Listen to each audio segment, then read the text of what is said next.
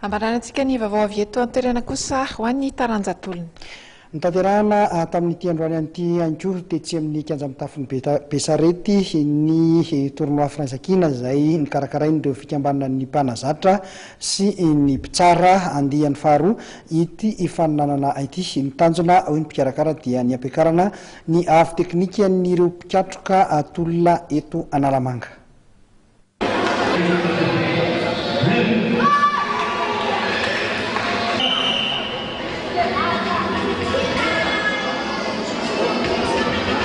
Ny ekipan'ny 3FB no nahazo ny laharana voalohany teo amin'ny fifaninanana ho an'ny taranja tolona izay nikarakarain'ny fikambanan'ireo mpanazatra sy ireo mpitsara.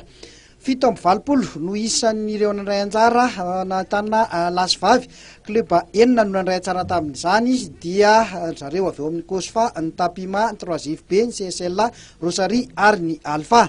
Ny ampiakatra ny avy teknika n'ireo mpitolona eto Analamanga ny tanjona hoy ny mpikarakara ity fifaninanana ity. Tanjona amin'izy ity dia ny ampiakatra amin'ny performance ny ankizy zany sy mba tsy ivadihan'ny ankizy any amin'ny discipline satria hita tsapa fa tsy nisy mihitsy ny compétition zany izay norganisé ny fédération izay tian'ny lutte eto Madagasikara. Dia izay no tandrony tao amin'ny association des entraîneurs sy ny arbitre miaraka amin'ny ligue Analamanga zany nikarakara an'ity tournoi fakatiavan'ity. Mbola ezahana isy zany ny 3e édition izay par équipe anay satria ny individuel zany no vita ny 1e édition sy ny 2e édition. 3e édition zany kasainay par équipe amin'io. Toy izao ary ireo vokatra tamin'izany latsaky ny 230 kilao ho an'ireo ankizy mpianatra nahazo ny laharana voalohany Rakotomavoandry avy eo amin'ny kosfa. Latsaky ny 530 kilao Anjara avy eo amin'ny 3FB.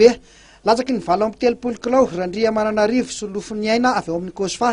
Latsaky ny 270 kilao Abrino Osanna avy eo amin'ny 3FB.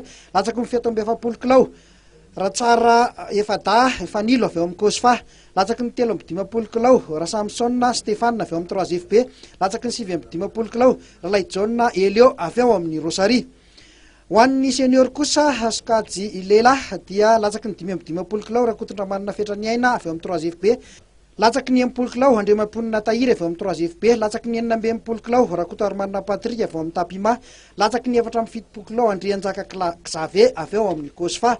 Ho an'ny senior zazavavy kosa indray latsaky ny 870 kilao Raharinirina Amin'ny Aina avy eo amin'ny 3FB. Latsaky ny 550 kilao Andrianarson Saintia avy eo amin'ny kosfa. Ho an'ireo ankizy mpianatra zazavavy kosa indray latsaky ny 730 kilao Ramiarotso Odile avy eo amin'ny 3FB. Latsaky ny 470 kilao Razafy Maefa Soloniana avy eo amin'ny kosfa. Latsaky ny 870 kilao Andrembovonjy Aingotina avy eo amin'ny 3FB. Latsaky ny 710 kilao Rasonantenaina Ema.